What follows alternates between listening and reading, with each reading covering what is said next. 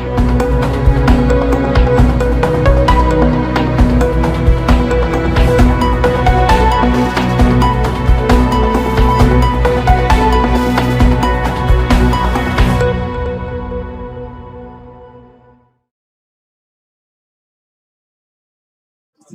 मैं मोन्टू राजा anti corruption India से स्वागत है आपका। मेरे पीछे जो आप देख रहे हैं तमाम ये छात्र हैं अलग अलग यूनिवर्सिटीज़ के, कॉलेजेस के, जो 2020 में नई एजुकेशन पॉलिसी बनी है उसके विरोध में ये तमाम लोग जो हैं वो प्रदर्शन कर रहे हैं।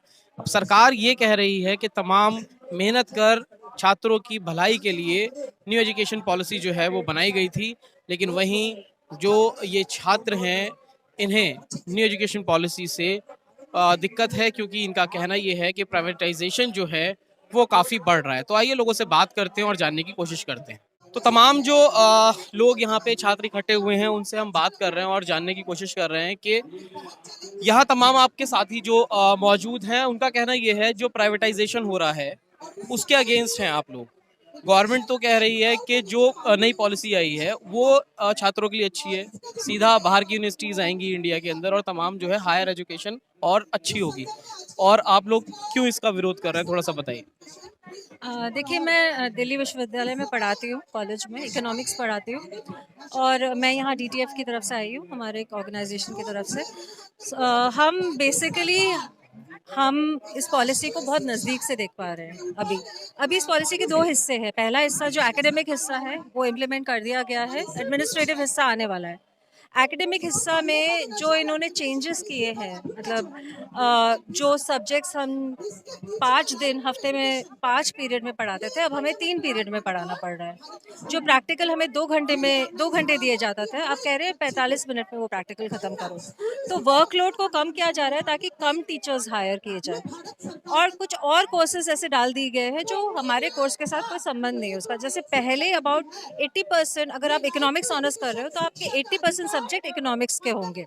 अब हो गया है कि अबाउट 50% इकोनॉमिक्स का है और दूसरा 50% is interdisciplinary is fine, but there is VSC, value added courses, SEC, जिसके लिए हमको rooms, time slot, teachers devote करने पड़ रहे हैं, पर उन सब्जेक्ट्स का हमारे कोर सब्जेक्ट से कुछ कनेक्शन नहीं है और इंटरडिसिप्लिनरी भी नहीं है। मतलब वो बिना हमें कंसल्ट किए कुछ ऐसे कोर्सेज इंट्रोड्यूस किए गए हैं जो इवेंचुअली ऑनलाइन कर दिए जाएंगे। ये कौन कर रहा है? ये हायर अथॉरिटीज़ कर रही हैं, डायरेक्टर्स लेवल पे हो रहा है? कर रही है और वो सर्टेन, ये हायर अथॉरिटीज कर रही है और वो एक सर्टेन टीचर्स को ही इंक्लूड कर रहे हैं जो हाँ में हाँ भरे। उनको पता है कि जो इसका विरोध करेंगे वो उनको कमेटी में इन्वॉल्व ही नहीं कर रहे, इंक्लूड ही नहीं कर रहे। और जैसे मैं एकेडमिक काउंसिल की मेंबर हूँ दिल्ली यूनिवर्सिटी की, और जब मैं दूसरे टीचर्स से बात कर रही थी तो वो कह रहे थे कि क्रोमेटोग्राफी के कुछ एक्सपेरिमेंट्स होते हैं केमिस्ट्री के, जिसको रीडिंग्स लेने में 2 घंटे लगते हैं, तो हम 45 मिनट में कैसे करें। तो इससे हमें लग रहा है कि क्वालिटी ऑफ एजुकेशन को बेहतर करने की बजाय ये बहुत बुरा कर रहा है। क्वालिटी ऑफ एजुकेशन बहुत कम हो रहा है और हमें ये लग रहा है कि ये इसलिए किया जा रहा है ताकि फॉरेन यूनिवर्सिटीज़ जब आएंगे, दिल्ली यूनिवर्सिटी और जेएनयू जैसी तमाम यूनिवर्सिटीज़ जो अब सब्सिडाइज फीस में इतना अच्छा एजुकेशन देते हैं, ये छोड़ के बच्चे फॉरेन यूनिवर्सिटीज़ या प्राइवेट यूनिवर्सिटीज़ में नहीं जाएंगे।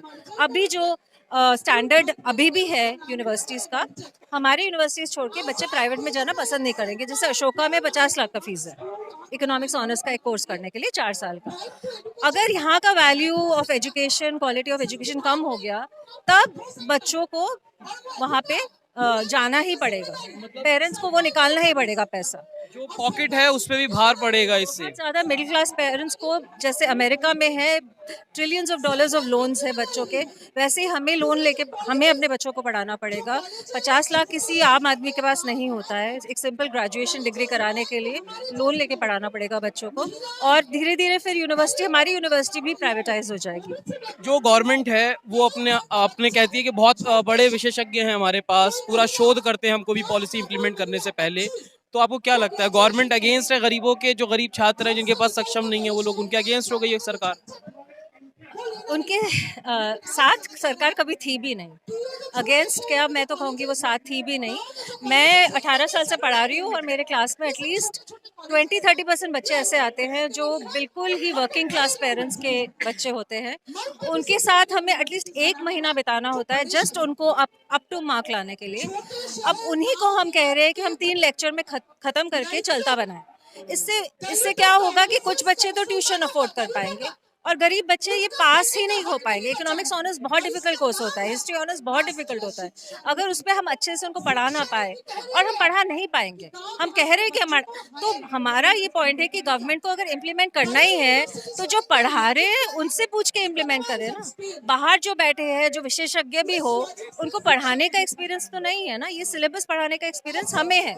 मैंने 18 साल पढ़ा है, किसी ने 25 साल पढ़ा है, इससे ज़्यादा विशेषज्ञ कौन हो सकता है? या आप स्टूडेंट से पूछिए, वो लोग ऑनलाइन एजुकेशन की तरफ पुश कर रहे हैं। हमने 2 साल ऑनलाइन पढ़ा है, बच्चों को कुछ समझ नहीं आता और हमें ये समझ नहीं आता कि बच्चे ऑनलाइन पढ़ रहे हैं या सो रहे हैं, क्योंकि उनका चेहरा तो हमें दिखता नहीं है। हम बोलते रहते हैं, वन वे एक ट्रांसमिशन होता है। कभी कभार एक बच्चे ने क्वेश्चन पूछ लिया, ज़्यादातर बच्चे कंप्यूटर छोड़ के कहीं और। ये भी बोला गया है मुझे कि मम्मी मुझे दूध लाने भेज देती है। तो ऑनलाइन एजुकेशन पॉसिबल नहीं है। वो एजुकेशन नहीं होगा, वो एजुकेशन के नाम पे कुछ और ही होगा। कई लोग एक्चुअली ये भी देखते हैं, क्योंकि जो स्थिति अभी देश की चल रही है, जो छोटे बच्चे थे, जब 3 साल उनका एडमिशन था, उसका 1 साल बढ़ा दिया, 4 साल हो गया है।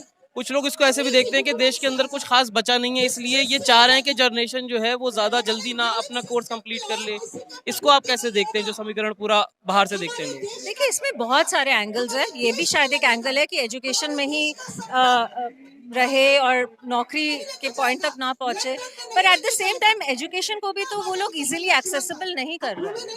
जैसे अभी सीयूईटी के थ्रू घुसना बहुत मुश्किल है। आपने सीयूईटी का फॉर्म देखा है या फॉर्म भरा है किसी के लिए? या जब चॉइसेस लेते हैं, वो एक गरीब पेरेंट, आप मतलब मेरी फ्रेंड की ड्राइवर के बच्चों से लेकर मेरे घर में जो काम करती हैं लेडी, उनके बच्चों का सबका फॉर्म भरने में हमने हेल्प किया है, क्योंकि उनके उनके लिए पॉसिबल ही नहीं है। तो ये तो 2-3 लोग हैं जिनका फिर भी हमसे कोई एक्सेस है, जो गांव में रहते हैं, जिनके माँ बाप बिल्कुल इलिटरेट है। वो कैसे ये फॉर्म भरेंगे? सीयूईटी का फॉर्म कैसे भरेंगे? सीयूईटी के चॉइसेस कैसे करेंगे? बिल्कुल क्लैरिटी नहीं है। और ये फॉर्म सिर्फ ऑनलाइन भर सकते हैं, आप हार्ड कॉपी नहीं सबमिट कर सकते कहीं। तो क्या हमारा गवर्नमेंट ये बोल सकता है कॉन्फिडेंटली कि देश के हर कोने में ऑनलाइन एक्सेस है, इलेक्ट्रिसिटी एक्सेस है, ऑनलाइन एक्सेस है, प्रिंट आउट लिया जा सकता है और ऊपर से पीडीएफ डॉक्यूमेंट अपलोड करके ये स्किल सब में है? ये आप गारंटी के साथ आप बोल सकते हैं? अंत में अच्छा, क्या आप संदेश देना चाहेंगे गवर्नमेंट को भी, और तमाम जो बच्चे हैं, ज्यादातर जो बच्चे हैं वो मध्यम वर्ग या फिर गरीब वर्ग से आते हैं, लेकिन संख्या जो है वो कहीं ना कहीं कम दिखती है, तो वो अवेयर नहीं है। सरकार कैसे, जब तक संख्या नहीं होगी, सरकार को कैसे पता चलेगा कि लोग जो हैं वो मेरी इस पॉलिसी के अगेंस्ट है? देखिए, ये संख्या तो अवेयरनेस से ही आएगी। जैसे बच्चे जो है वो पढ़ाई में अब बिजी हो गए, फर्स्ट ईयर के बच्चे एग्जाम्स दे रहे हैं, उनको अच्छा नहीं लग रहा कि ये ऐसे उनके साथ किया जा रहा है। जैसे वो आए, नवंबर में आए, 2 महीने के बाद ही उनके एग्जाम्स शुरू हो गए, 2-3 महीने के बाद। अब एग्जाम्स के बाद ही बिल्कुल कुछ छुट्टी नहीं है, सेकेंड सेमेस्टर शुरू हो जाएगा। उनको ये समझ नहीं आ रहा है कि कब शुरू हुआ कब खत्म हुआ। वो आना चाहते हैं यहाँ पर, अब वो पढ़ाई एग्जाम्स में बिजी है, टीचर्स पढ़ाने में बिजी है।